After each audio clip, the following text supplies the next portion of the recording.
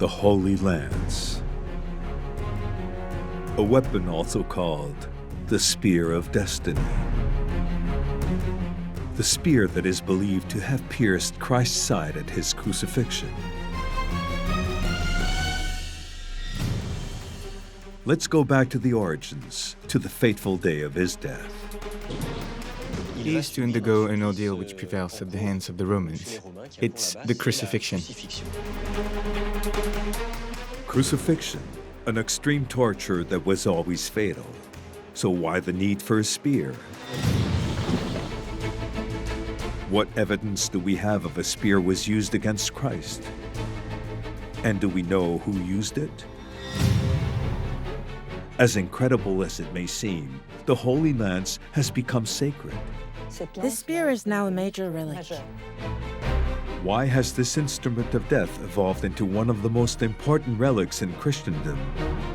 The relics of the Passion of Christ are incredibly rare, which makes them the most valuable thing. We'll go in search of the Holy Lance, following its extraordinary journey, coveted and owned by some of the world's most powerful people: Charlemagne, St. Louis, Napoleon, and Hitler.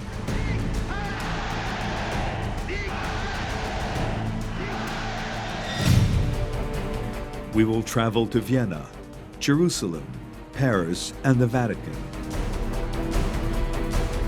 On our journey, we will see how the very subject of the Holy Lance is controversial. Some even dispute its existence. We have no idea if there was a lance, and if there was a lance, we have no idea where it is. And others think that the relics of the Passion, including the Holy Lance, are real. We know that they are still there, but we do not show them anymore. We'll disentangle fact from the fiction, investigating one of the great legends of Christendom, the mystery of the Holy Lance.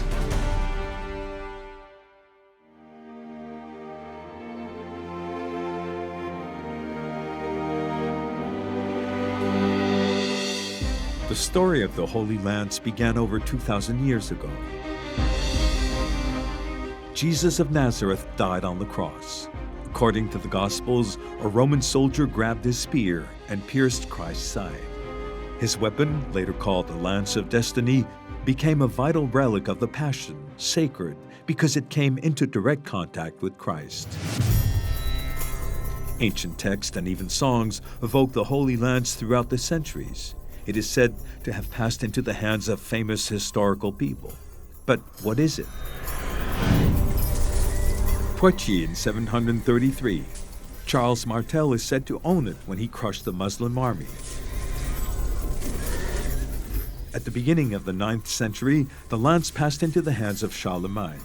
He fights 47 victorious battles with it at his side. In the 13th century, Louis IX, known as St. Louis, bought the Holy Lance from the Emperor of Constantinople, bringing it back to Paris. It then stays in Central Europe for 700 years.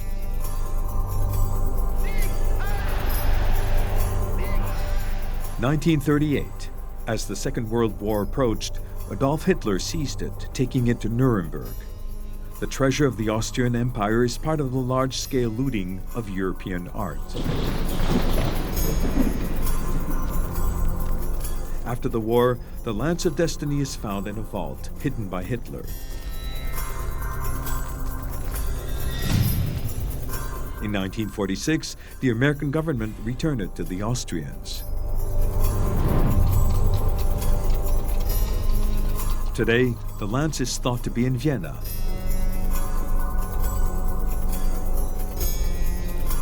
But the story of this spear is not quite so simple.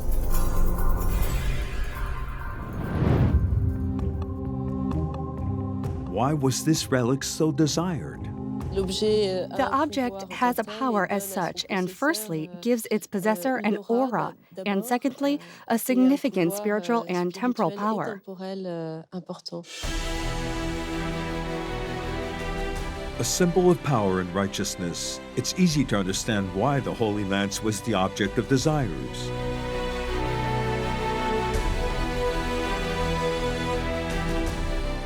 how did this spear even first appear? And why was it used against Jesus Christ? What is the true story of the Holy Lance? To find out, we must trace its journey back through time, to the origins of Christendom itself.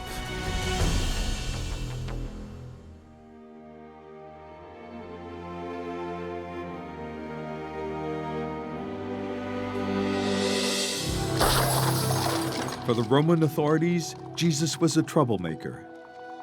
Make not my father's house an house of merchandise. For Jewish leaders, Jesus questioned everything.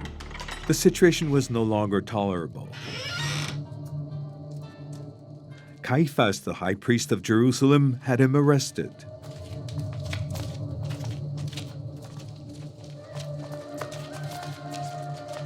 He is guilty of death.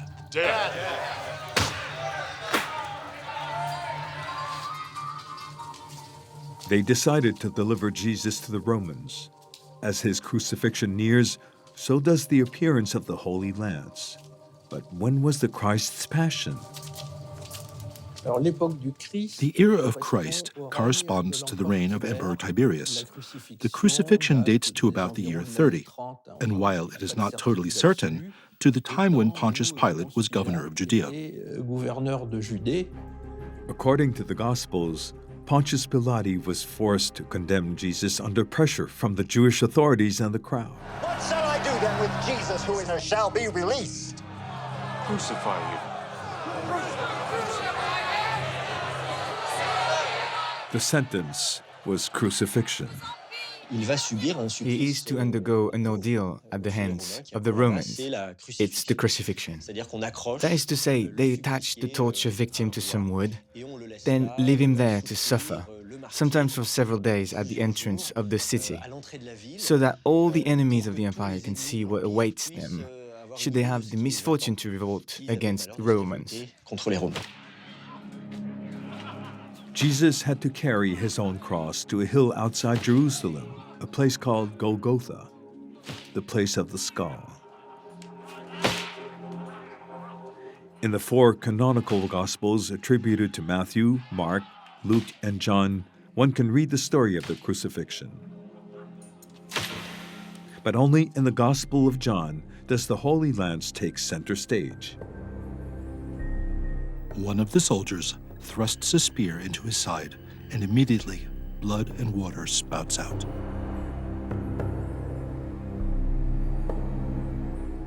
In the 4th century, a book speaks of the centurion and the spear called the Gospel of Nicodemus. The Gospel isn't well known, but it is nevertheless of great importance, as it has been quoted in nearly 400 manuscripts, medieval encyclopedias, historical chronicles, and sermons. This is the first time the centurion is named. The soldiers crowned him with thorns. He was flogged, and he received Pilate's sentence. He was crucified at the place of the skull with 2 thieves. He was made to drink sour wine mixed with gall before St. Longinus, the soldier, pierced his side with his spear. But beyond the Gospel, what really happened during a crucifixion? What were the rituals? Is the use of a spear plausible? And was it part of the punishment? The weapon that was used during Christ's Passion was simply used to check if the crucified were still alive or not. It was not a gratuitous act of cruelty. On the contrary, I would dare say it was almost humane.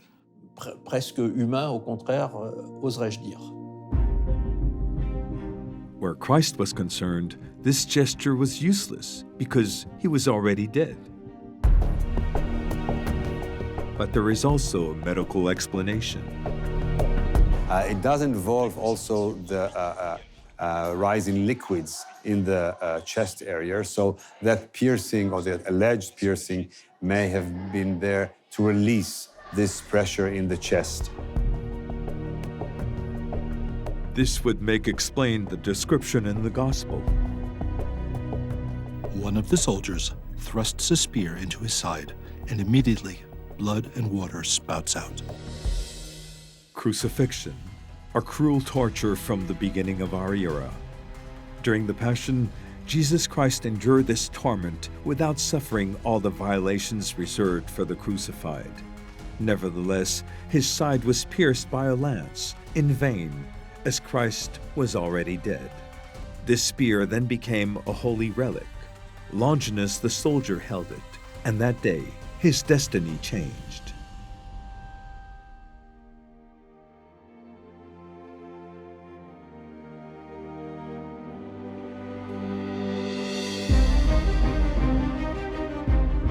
Our investigation continues in search of the Holy Lance, the spear that pierced Christ's side.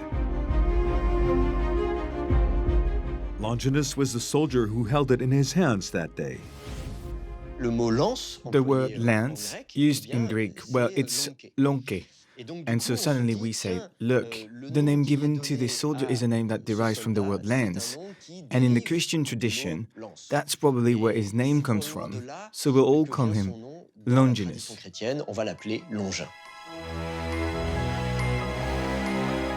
The Christian tradition also says that when half-blind Longinus pierced Christ's side, he was covered in blood and water, and his sight was instantly recovered.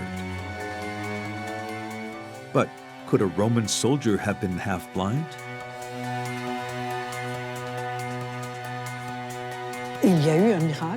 There was a miracle. It was that this semi-blind man recovered his sight. But we must see this as a symbolic blindness. He had not seen the new law, but he saw the old law. So he has a sort of revelation. It's in this sense that there is a miracle that is far more important than that of recovering his sight. In short, it is the spiritual view.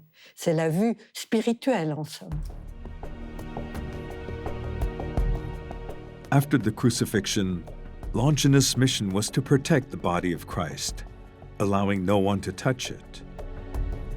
But after attending the resurrection of Christ, Longinus became a different man. He changed his life, gave up his weapons, and converted. Here we are told that he's going to Cappadocia, though, that he decides to live as an hermit, but he's persecuted for his faith. He was arrested and forced to renounce his God, but he refused and was beheaded, becoming a martyr.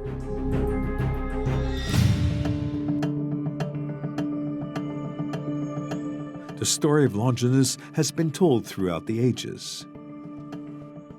We even canonize him, so he's called Saint Longinus, and in the West, the Roman Catholic Church grants him a very important status, perhaps precisely because he's a Roman. And we are, of course, in Rome. In the Vatican in Rome, we will not hesitate to erect a large statue, which will reach an incredible stature in Christianity, especially in the West. And what stronger symbol of Christendom than the Vatican? In the 17th century, in St. Peter's Basilica, Bernini created niches displaying huge statues for the exhibition of holy relics, among which is St. Longinus' spear. Here, we clearly see the importance that the Church accords to St. Longinus. The soldier who became St. Longinus and his lance are anchored in the history of the Christian religion, from the Gospels to the present day. Jesus made sacred the object Longinus held in his hands on the day of the crucifixion. Now that we have seen the importance of St. Longinus and the Holy Lance in history, let's go in search of this mysterious relic.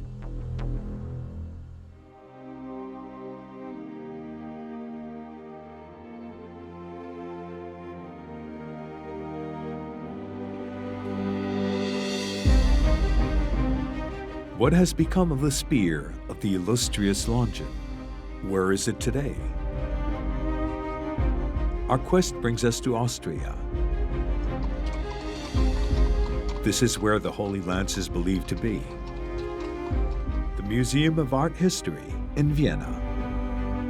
We meet the person who watches over it.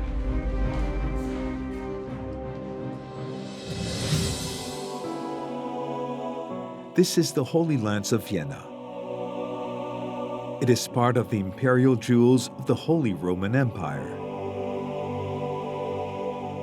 The lance, which is here in Vienna, has been revered for centuries as a very important relic. St. Longinus' lance that struck the body of Christ.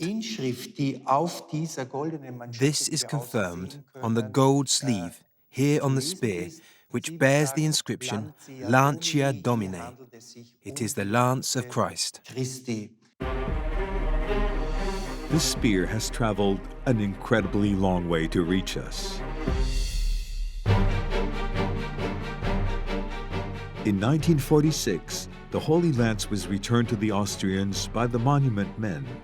The Monument Men were 350 committed Americans, curators, and historians dedicated to the safeguarding of art.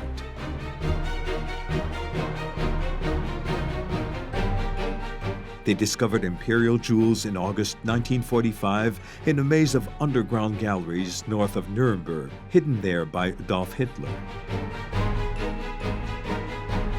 For 3 days after the Anschluss, the annexation of Austria by Nazi Germany on March 12, 1938, Hitler had brought back this treasure from Vienna. At the beginning of the 19th century, with Napoleon waging war across Europe and his troops approaching the German city of Nuremberg, the Prussians decided to transfer the Holy Lance to their Austrian neighbors in Vienna. Did they still believe in the mystical powers of the Holy Lance? Or was it simply not desirable for Bonaparte to possess this symbol of power? History does not give us the exact answer. On the other hand, we know that a simple messenger alone brought the spear to Vienna. After his victories against the Austrian Empire, Napoleon could have brought it back to Paris. But strangely, he didn't. If we go back in time to the 13th century, the Vatican designates this spear as an official relic of the Holy Roman Empire. The Holy Lance of Vienna has definitely belonged to many powerful characters, and ancient texts like the Song of Roland in the 11th century speak about it. Charlemagne, by the grace of God, has obtained the tip and has it enshrined in the golden pommel. Because of this honor and grace, the sword received the name Joyful. Legend has it that between the 8th and 9th centuries, Charlemagne won 47 battles thanks to the Holy Lance. A Holy Lance is also believed to have secured the foundations of the Carolingian dynasty because it is said that Charles Martel had it in his possession against the Muslims in Poitiers in the year 733. And previously, where was it? Well, the story of the Holy Lance of Vienna ends here in the 8th century. How can we be so sure? It has been studied in a laboratory, dated, and appraised by scientists. Its constitution leaves us in no doubt. It does not date from the 1st century. The gold sleeve, found here in the window and bearing the inscription Lancia Domini, refers to the Emperor Charles IV and therefore dates from the mid-14th century. Under the gold leaf is another sheet of precious metal that dates back to the 11th century, a sheet of silver. And under the silver leaf is a very traditional spear. The spear is made of iron and was most likely manufactured in the 8th century AD. In view of the results, scientists and specialists are in agreement. The profile of the spear itself looks more like the much later Carolingian spears, rather than the Roman ones. So all this unfortunately does not coincide very well with the scenario according to which this spear is said to be authentic. The Holy Lance of Vienna was forged around the year 700, then embellished with silver in the 11th century and gold in the 14th century. However, it is not the lance of Saint Longinus, the spear that pierced Christ's side.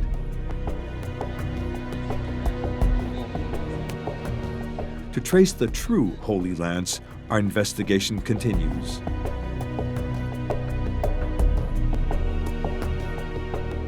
We return to the land of its origin, Jerusalem. A Christian relic which is imbued with magical virtues, an instrument of power and greed that was once owned by famous historical characters. And yet, the spear of the Holy Roman Empire was not the spear of destiny. So, if the lance from Vienna is not the spear which pierced the side of Christ, where is the true Holy Lance?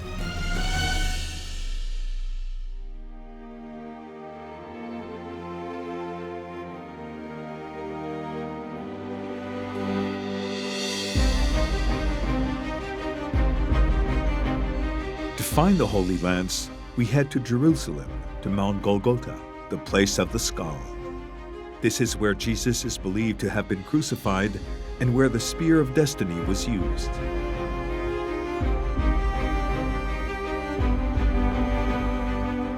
Golgotha is also the location of Christ's tomb.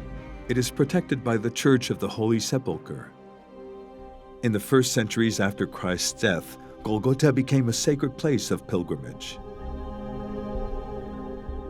Already, around 170 AD, we find testimonies of Christian pilgrimages, notably an Asian bishop, Meliton of Sardis, from what is now modern-day Turkey. He says he will go to Palestine to see the place where the sacred events unfolded.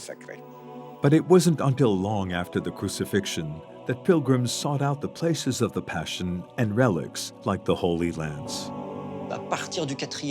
Since the 4th century, we started looking for holy sites. We built churches on the different places where Christ stayed, where he preached the Sermon on the Mount, where he multiplied the loaves, where in Jerusalem he followed the way of the cross, where Golgotha is.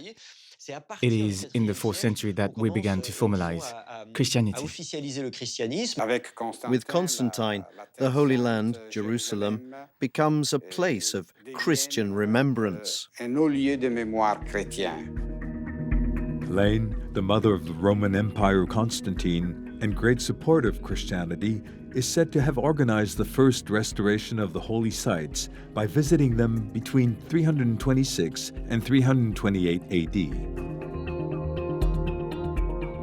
On finding the Holy Lance and the other relics of the Passion, Helene strengthened Jerusalem as a leading pilgrimage site.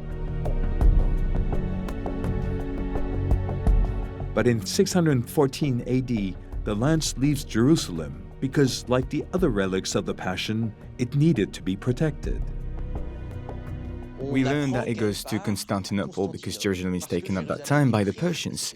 The Persians take Jerusalem, and so suddenly we need to remove a certain number of objects, including the relics. It was at this moment that the spear would left Jerusalem and would have gone to Constantinople.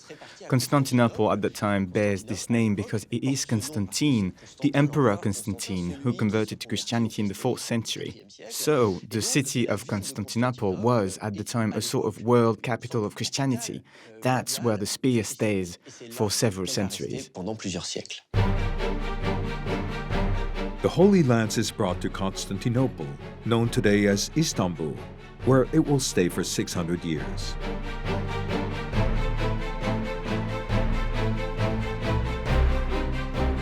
In 1204, the Crusaders besieged and ransacked Constantinople. Miraculously, the lance seems to have escaped their clutches. A few years later, in 1241, Louis IX, who is better known as Saint Louis, takes the Holy Lance from the Emperor of Constantinople, Baudouin II, and brought it to Paris. Yes, the Holy Lance was brought back to Paris. But why would Baudouin II let go of such a treasure? He parts with it because he is stuck in wars he cannot get out of. He simply needs to raise new armies, and he needs money. He will speak to St. Louis and tell him to go buy them and keep them in a deserving place. As for St. Louis, what was his interest in acquiring these relics? St. Louis was interested in these relics for several reasons. Indeed, this fact must be placed in the context of the Middle Ages, where the relics of Christ's Passion are unheard of. That is what gives them the most value, but the spiritual value is even more important for St. Louis, who wants to establish France's position in Western Christian Europe. France has arrived at an important point in its development, with 200,000 inhabitants. Paris is one of the most populated cities in Europe. There is a university, there is an important economic center, but there is still something missing in Paris. St. Louis had one ambition: to give Paris spiritual grandeur and indisputable recognition. St. Louis buys the relics from Baudouin II. He buys them in 2 lots. Initially, in 1239, he will buy the crown of thorns, and then 2 years later, he buys a fairly considerable set of relics. In the second lot, we find the wood of the Holy Cross, a nail of the crucifixion, and the Holy Lance. The arrival of the relics, the great relics in Paris, this rather astonishing set that was bought by Louis IX from Baldwin II and that Baudouin II certifies in a charter in 12,047, is absolutely extraordinary and really turns Paris into the Western city with the most relics. La ville d'Occident qui possède le plus de reliques et Constantinople, which was the foremost holder of relics before this transfer takes place, is completely overtaken. But this prestige, this new aura for France, comes at an exorbitant price. He spends £135,000 to acquire these relics, which is half of the state budget. But above all, what is important is that this amount is higher than the construction costs of the Sainte-Chapelle. The Sainte-Chapelle cost £40,000. That's 3 times less than the £135,000 spent on the relics it houses. So it is a very considerable sum, and I believe that one can measure through this sum the value of the relics to the man in the Middle Ages. So, what did the Holy Lance really look like when it arrived in Paris? We searched for evidence in ancient archives. Incredibly, we found it. Among these relics of the Sainte-Chapelle, there was the Holy Lance. The Holy Lance, or more precisely, a fragment of it. A relic is never the whole item, it's a small part. It's not an object that was spectacular in itself, so it was necessary to make it spectacular. That's why this small fragment was installed in a cross. The fragment was too small to be displayed as it was, so it was enshrined in the center of this cross. This cross was then placed in a great reliquary with many of St. Louis's other acquisitions. It was then set at the very top of this platform, dominating the faithful. The Holy Chapel was really built to house these relics, and then it kept them for an extremely long time. So, the sacred lance has been preserved here for a long time. 550 years punctuated by great ceremonies. The kings, of course, attend and also celebrate extraordinary occasions for special characters in order to make them enjoy the virtues of the relics.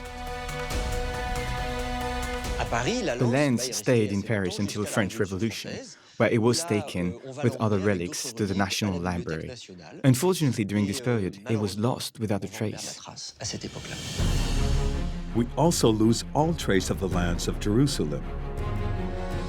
A Vienna lance that turns out to be old, but not old enough to be from the crucifixion of Christ, a spear of Jerusalem that vanishes in the chaos of the French Revolution. But where is the Holy Lance now? Do we have any other leads?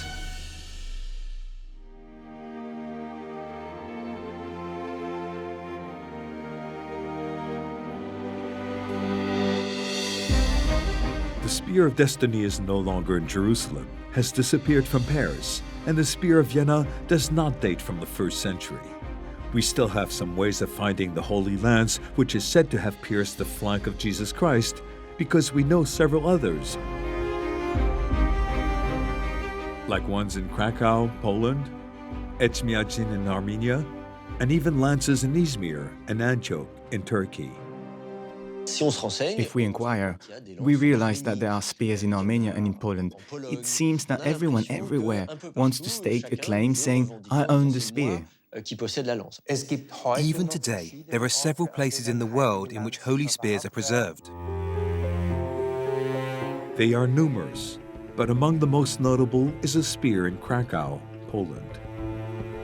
It can be found in the treasure room of the Wawel Cathedral, a symbol of Polish royal power, but it dates from the 10th century. Indeed, the holy spear kept in Krakow is definitely only a replica of the Lance of Vienna.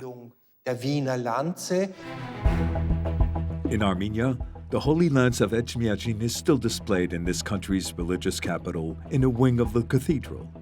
It has never been a weapon, but it is rather the tip of an ensign from the Byzantine period, in the form of a perforated rhombus of a Greek cross. As for that of Etchmiadzin in Armenia, we can also exclude it, because the shape of this relic is very different from that of the Roman arms and spears of the Roman soldiers at the time of Christ. In Turkey, 2 other so-called holy spears are enthroned in Antioch and Izmir, but no historian today supports the hypothesis that it may be the spear from the crucifixion of Christ.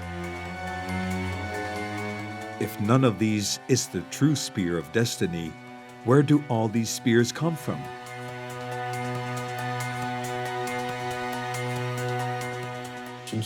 These are not Roman spears. I think I can even go as far to say that they are not real spears at all. They are ceremonial objects that were made by people who had no intention whatsoever of producing weapons that can be used in combat. State objects. But do we know what the real Spear of Destiny looks like?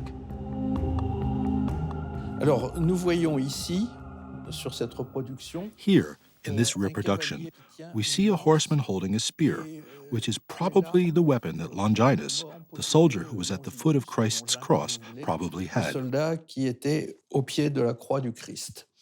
It is an extremely simple weapon, which has a long wooden handle with a very thin iron tip, intended to thrust as deeply as possible into the body of an enemy. As this document shows, we see a horseman who uses it as a throwing weapon. However, it was also used, indeed more frequently, by foot soldiers, held by hand or with both hands to stab the enemy and kill him.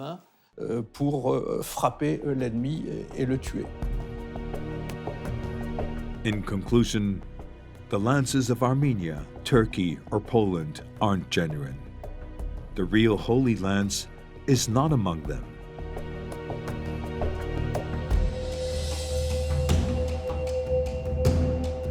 This profusion of spears is amazing, to say the least. How can we explain it? The answer lies in how the relics were moved. The great relics of the Passion have moved from Jerusalem to Constantinople, and then the Crusades encouraged and even developed this transfer to further west. After 2004 and the terrible ransacking of Constantinople, we start seeing many things moving to the west.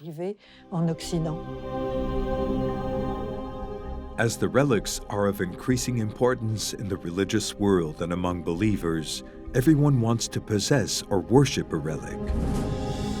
So they are fragmented.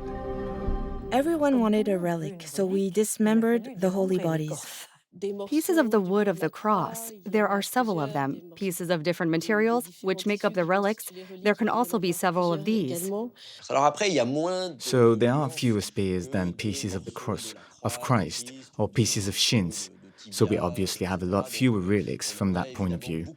I do not think it's the real problem when we refer to the multiplicity of spears. I think, moreover, that is due to the fact that in different places of Christianity, in the East, in the West, one feels the need at a given moment to have strong relics. But we must also ask ourselves the following question. Why did the faithful want to own a relic like the Holy Lance? This object has a power in its own right and gives its possessor an aura at first, and an important spiritual and temporal power. I think that's actually what is sometimes a bit difficult for our 21st century world to understand.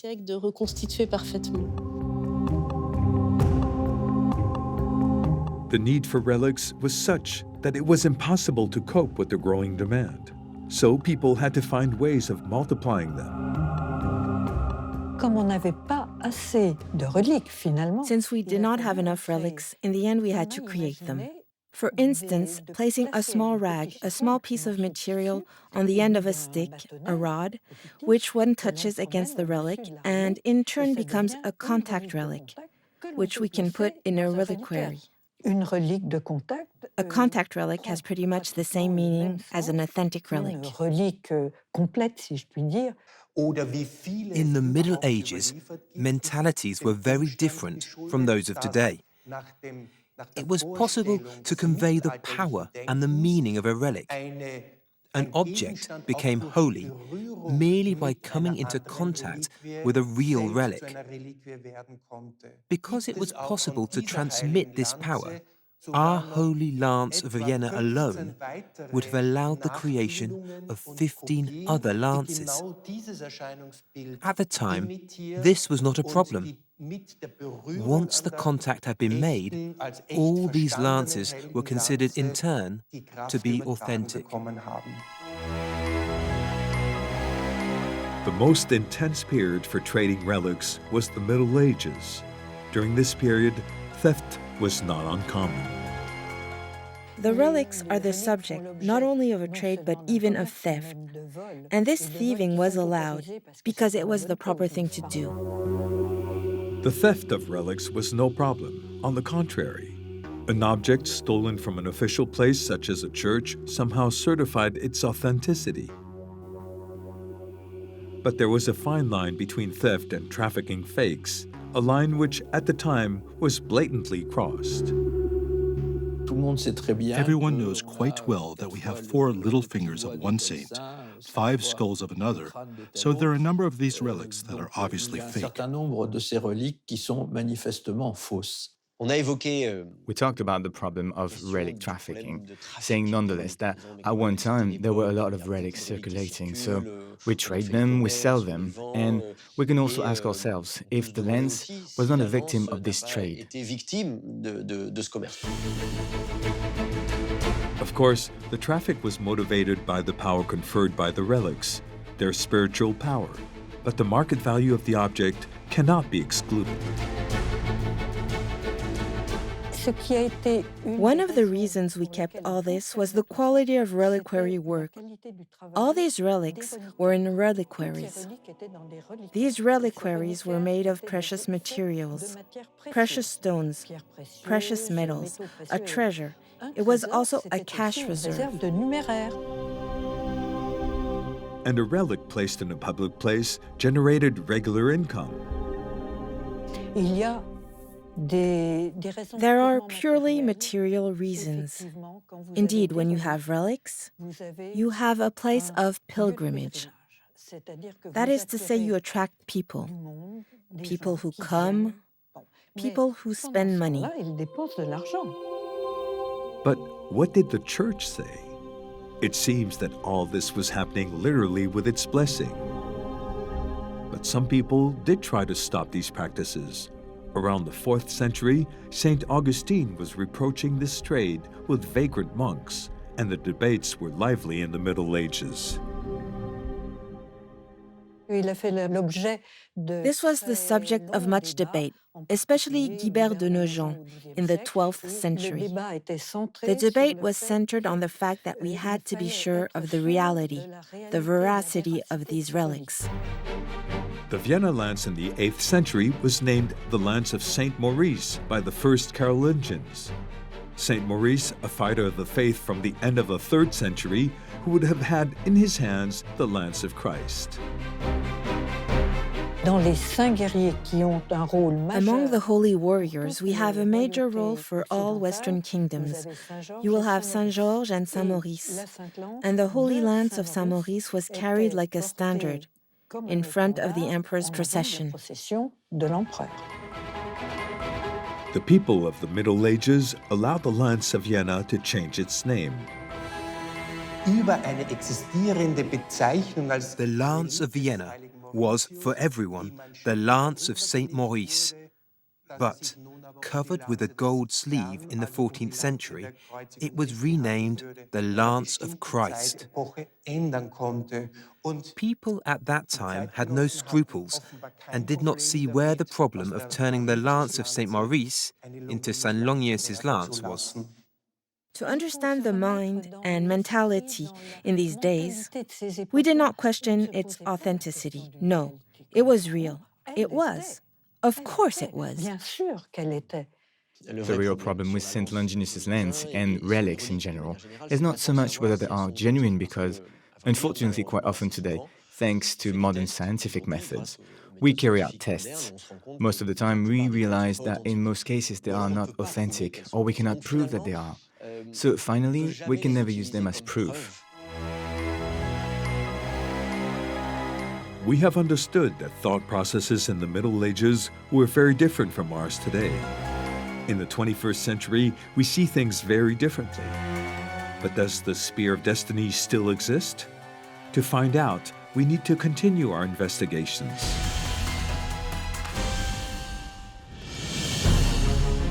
Real or fake relics, numerous spears of destiny from Vienna to Krakow, via Etchmiadzin, Izmir, or Antioch, all historians agree.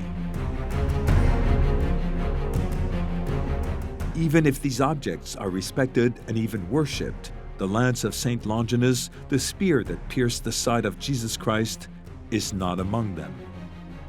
But we have one more lance to examine, the Holy Lance of Rome.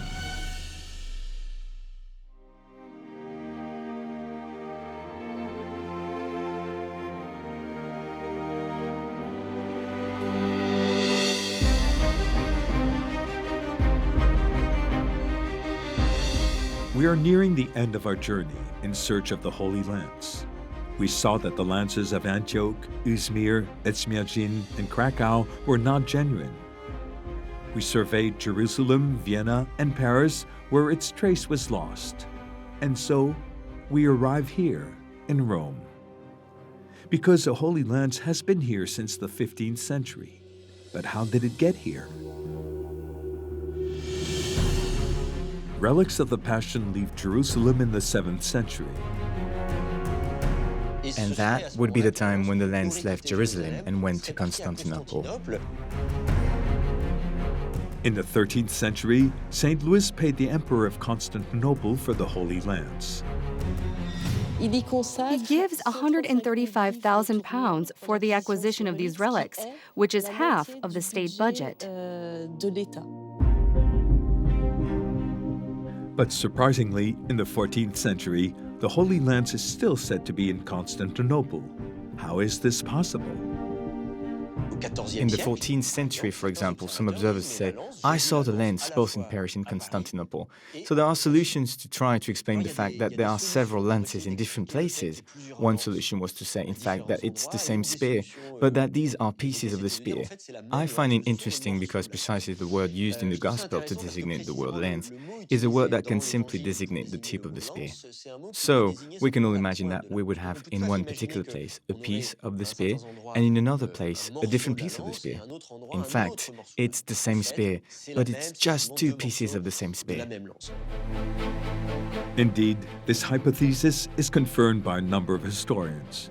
The Holy Lance of Jerusalem was broken up in the 7th century during the siege of the city by the Persians. The tip of the lance was brought to Constantinople, then bought by St. Louis in the 13th century, only to disappear during the French Revolution. The other part of the lance, also brought to Constantinople, had a very different destiny.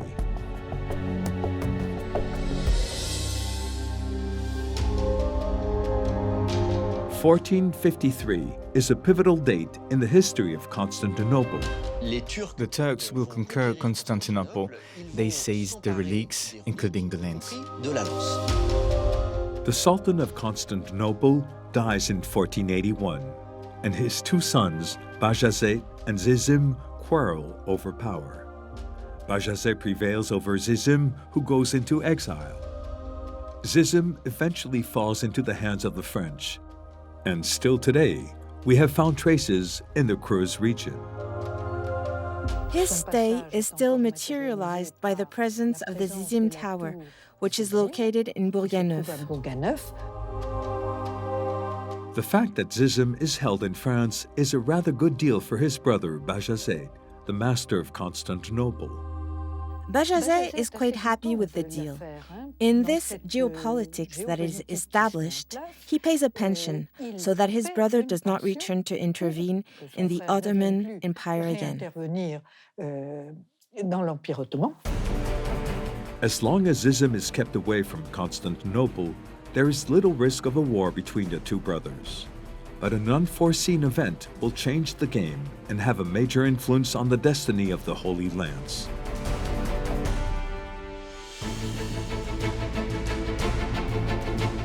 King Charles VIII of France delivers Zizim to Pope Innocent VIII in Rome. Bajazet is anxious to see his brother kept in Rome and away from Constantinople, so he offers to pay the Pope a great sum of money and an even greater highly symbolic object. Bajazet will transmit the Holy Lance to Innocent VIII. So, the Holy Lance changes hands and travels to Rome and the heart of Christendom, the Basilica of St. Peter. The Basilica will house the 4 most important relics of the Church in 4 huge galleries. These are relics that have a great history. The Veronica, with the statue of the woman, who, according to tradition, wiped the face of Jesus on the way to Calvary. A piece of the true cross, the head of St. Andrew, and also St. Longinus' lance.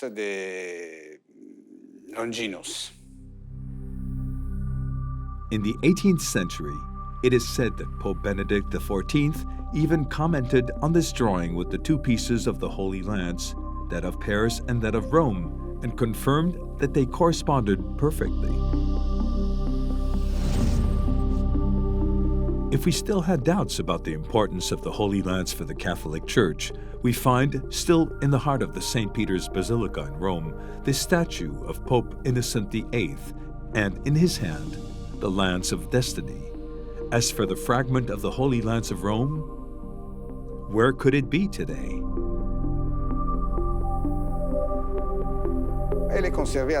It's kept in St. Peter's. You know, they haven't moved it, but there is a difference. Now, they're not exhibited in ceremonies, or celebrations, or even on certain occasions on which they were shown to the faithful previously. Now we know that they're still there, but we don't show them anymore.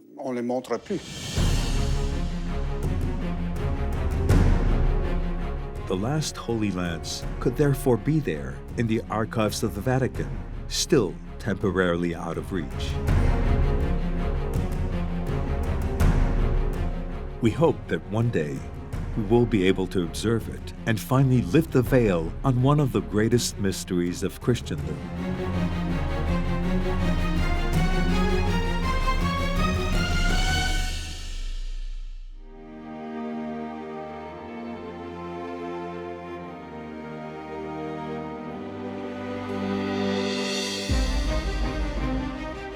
Holy Lance, an object whose myth grew at the same time as the legend of its bearer, the Roman soldier Saint Longinus, canonized and now an icon of Christendom.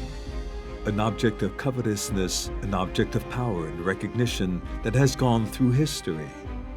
A spear that, like many relics, has exercised and still exercises real power over men.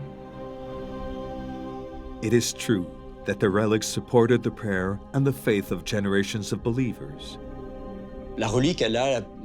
The relic has the advantage of being able to gather together the faithful, the believers, around a strong, identifying symbol, and so it is obvious that for religious and political power, it is very important to be able to unite believers around an item as major as a relic, such as the Holy Lance. But what is the truth behind the veneration of the relics? In the hearts of men, the relics play the mediating role between mankind and God. Relics are also a link to our own history. He who has no past has no future. The Holy Lances we have examined are visible symbols of the history of humanity. Man often needs tangible signs to gain in spirituality.